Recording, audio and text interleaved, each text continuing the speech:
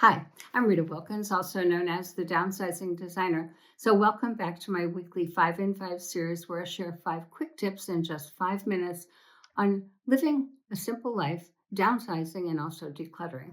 So, today's topic is particularly interesting and has a lot of meaning because it impacts just about every one of us who has ever attempted to declutter their sentimental items because they're not just things to us, they hold on to special memories, they have deep emotions and a lot of meaning.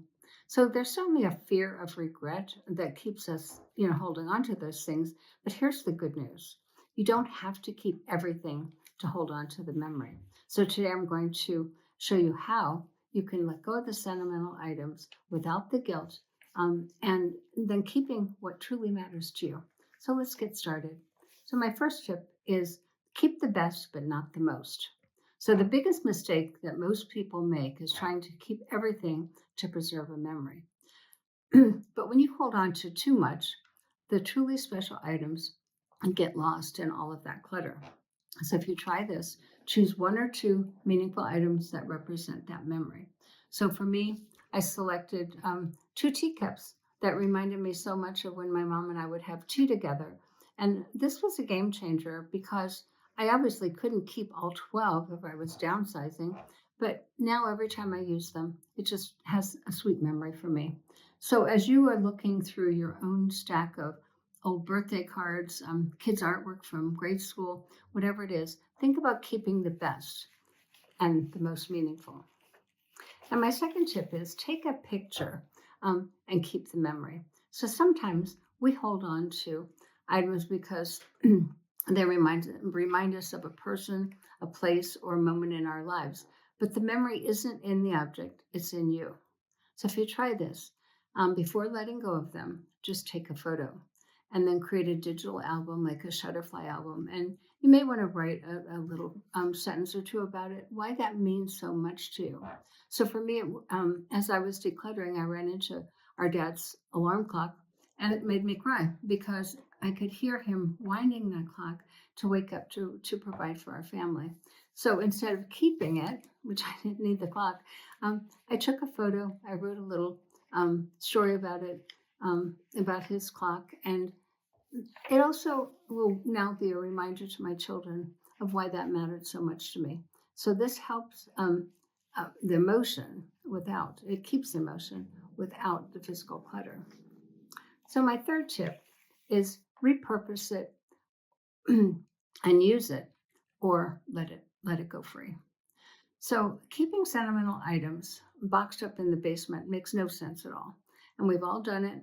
But if you think about all the things you have sitting in your basement right now, that's certainly not the way to honor your loved ones, their memory. It's actually hiding it. So if it's something that's truly special to you, it deserves to be part of your life. So if you try this, repurpose sentimental pieces um, for your everyday use. So use grandma's scarf or her necklace. Turn on turn an old concert T-shirt into a pillow or frame handwritten notes. So anything that works for you, but go ahead and use it.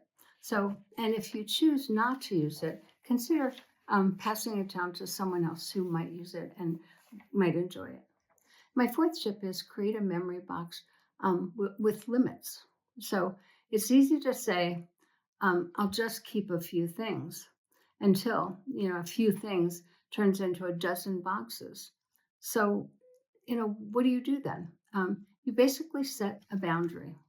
So if you try this, designate one memory box per category. The categories, for instance, could be childhood keepsakes.